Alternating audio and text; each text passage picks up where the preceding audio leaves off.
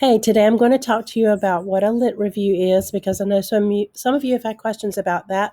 So let's go ahead and just review what the assignment calls for and what a literature review is. Just a quick lesson. Remember, this is a critical analysis of what research has already been done about a particular topic.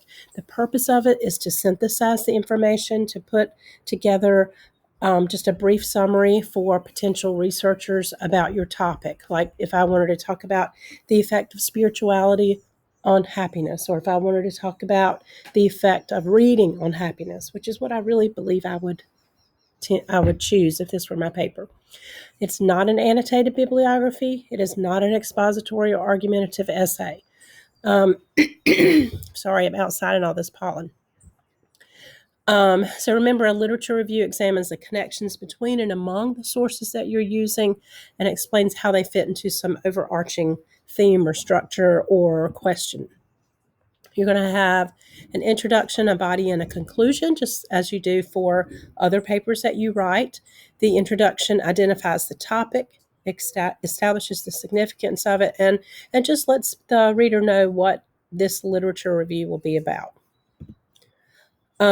So again, same thing, intro, body, conclusion. But this paper is different from your presentation or from a regular essay because it's more academic. You don't have that engaging hook that you would normally have. You just get to the point and you try to sound like a scholar. Here's an example. I have a little bit of a hook, but still it's nothing fabulous the way I did for my presentation, which you probably don't remember. But anyway, here's a sample. There's my title.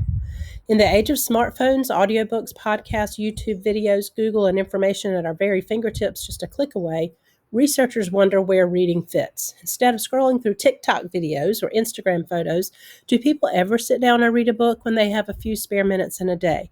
These are some of the questions scholars ponder about literature. Some recent studies show that although social media has taken over everyday life and attempts to keep people connected to each other, that has not happened, and people are more unhappy than ever. If that is the case, perhaps literature can help, an idea that scholars are exploring.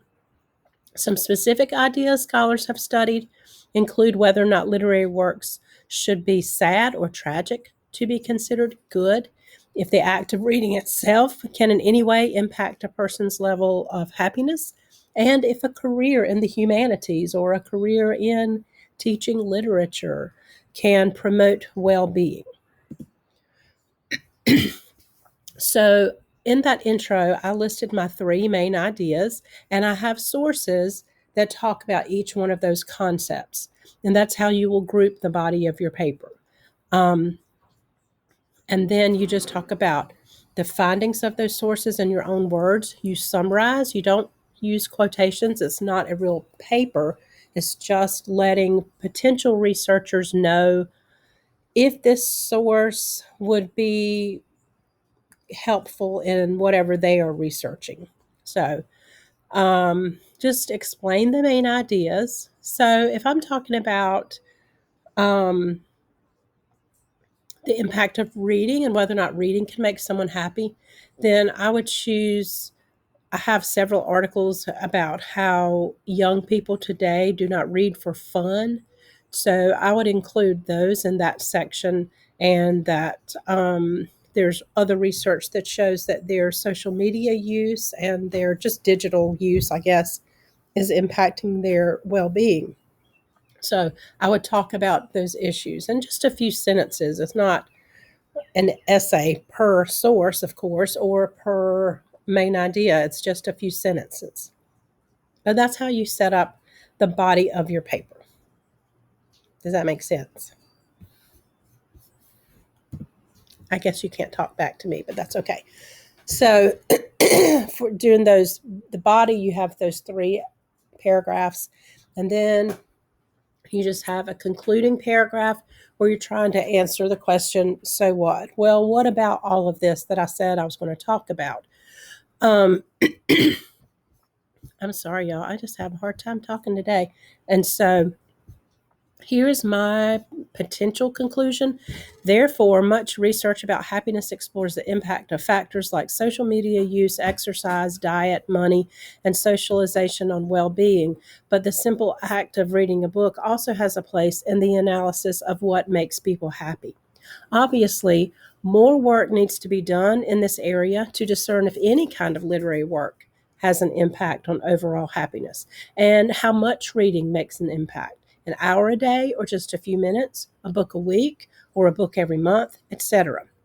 Still, the topic of reading and happiness is intriguing and could lead people to the much desired happily ever after in life.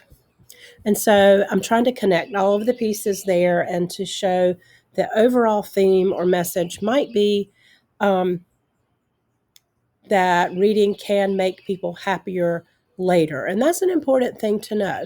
But I also talked about um, right here where I said that more work needs to be done in this area. Then, that's what you can say at the end, like what else? What's missing? What else should we figure out? What else do we need to find out about? Because you're just taking a brief look, a brief overview of the literature so far. So, reminders about that to use the AP format, and it is the seventh edition. And, if you're quoting, well, you're not going to be quoting. That's right. I was just going to say, if you're quoting something, then you won't put just the author and date. You'll also put the page number. But if you are summarizing a specific part that's just on one page, you could do that page number there in your in-text citation. But anyway, just remember AP format and check it. Make sure it looks right. If you use EasyBib, look back at the link to the APA guide that I've given you on the assignment info. Just make sure that they match. Make sure that things are adding up. Um, you have to have 6 sources. You're welcome to have more than 6. So, just so you know, for your next paper, you will need 8 sources. So, we're just trying to build each time. If you have any questions, contact the tutor in the Campion Center. All you have to do is go to Canvas and then click on Schedule a Tutor, and you'll look at where it says Writing Tutor.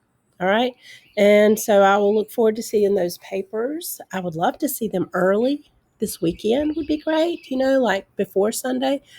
I changed the date to make it due on Monday, right before class. I know some people have sports and whatnot going on, but I would still love to have some early papers.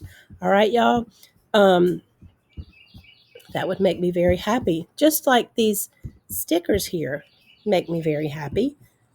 Okay? So have a great day, and I will look forward to seeing your fabulous papers. Happy weekend, y'all. Bye.